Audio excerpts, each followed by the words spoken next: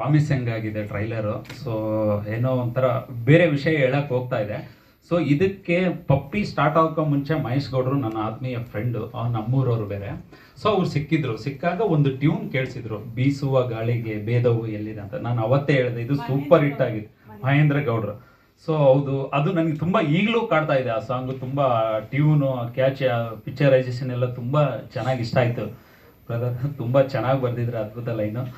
So first of all ಈ cinema ಗೆಲ್ಲುತ್ತಂತ ನಾನು promise ಕೊಡ್ತಾ ಇದ್ದೇನೆ. ಯಾಕಂತಂದ್ರೆ ಫಸ್ಟ್ ಆಫ್ ಆಲ್ ಫ್ರೆಂಡ್ಸ್ ಎಲ್ಲ ಸೇರಿ ಮಾಡಿರ್ತಕ್ಕಂಥ ಫಿಲಮ್ ಇದು. ಮಸ್ಟ್ ಅಂಡ್ ಶುಡ್ ಗೆಲ್ಲೇಬೇಕು. ಯಾಕಂದ್ರೆ ಪಪ್ಪಿ ಮಾಡಿರದೆ ನಾವು ಫ್ರೆಂಡ್ಸ್ ಸೇರಿ ಮಾಡಿರೋ ಸಿನಿಮಾ. ಅದು ಗೆದ್ದಿದೆ ಅಂದ್ರೆ ಡೆಫಿನೆಟ್ ಇಂಥ ಸಿನಿಮಾ ಗೆಲ್ಲೇಬೇಕು. ಯಾಕಂದ್ರೆ ಆ ಒಂದು ಫ್ರೆಂಡ್ಶಿಪ್ ಇರ್ತಾರಲ್ಲ, ಅವ್ರು ಎಷ್ಟು ಸ್ಟ್ರಗಲ್ ಪಟ್ಟು ಸಿನಿಮಾ ಮಾಡಿರ್ತಾರೆ ಅಂತ ನನಗೆ ಗೊತ್ತಿರುತ್ತೆ. ಸೊ ಹಂಗಾಗಿ ಆ ಜೊತೆಗೆ ಮಕ್ಕಳನ್ನ ಇಟ್ಕೊಂಡು ಸಿನಿಮಾ ಮಾಡೋದು ಕಷ್ಟ, ನನಗೆ ಗೊತ್ತಿದೆ. ಸೊ ದೊಡ್ಡ ಆ್ಯಕ್ಟರ್ನ ಇಟ್ಕೊಂಡು ಮಾಡ್ಬೋದು, ಇಲ್ಲ ಕೋಪ ಮಾಡ್ಕೊಂಡು ಹೋಗಿ ನೆಕ್ಸ್ಟ್ ಇನ್ನೊಂದು ಡೇ ಬಂದು ಶೂಟ್ ಮಾಡ್ಬೋದು. ಬಟ್ ಮಕ್ಕಳಲ್ಲ, ಆ ಮಕ್ಕಳು ಮನಸ್ಸು ಇಟ್ಕೊಂಡು ಸಿನಿಮಾ ಮಾಡೋದು ತುಂಬ ಅಂದ್ರೆ ತುಂಬ ಕಷ್ಟ. ಸೊ ಆ ಒಂದು ವಿಷಯದಲ್ಲಿ ಆ ತಂಡ ಎಲ್ಲ ಗೆದ್ದಿದೆ ಅಂತ ನಾನು ಹೇಳ್ತೀನಿ. ದಯವಿಟ್ಟು ಮಾಧ್ಯಮ ಮಿತ್ರರಿಗೆ ನಾನು ಕೇಳ್ಕೊಳ್ಳೋದಿಷ್ಟೇ, ಇವತ್ತೇನಾದ್ರೂ ಒಂದು ಪಪ್ಪಿ ಈ ಮಟ್ಟಕ್ಕೆ ಹೋಗಿದೆ ಕಾರಣ ಅಂದ್ರೆ ಅದು ನಿಮ್ಮಿಂದ, ನೀವಿಲ್ಲ ಏನೂ ಆಗಲ್ಲ. ಯಾಕಂದ್ರೆ ಎಷ್ಟು ಎಫರ್ಟ್ ಆಗಿ ಆ ಸಿನಿಮಾಗ ಪ್ರಮೋಷನ್ ಮಾಡಿದ್ರಂತ ನನಗೆ ಗೊತ್ತು.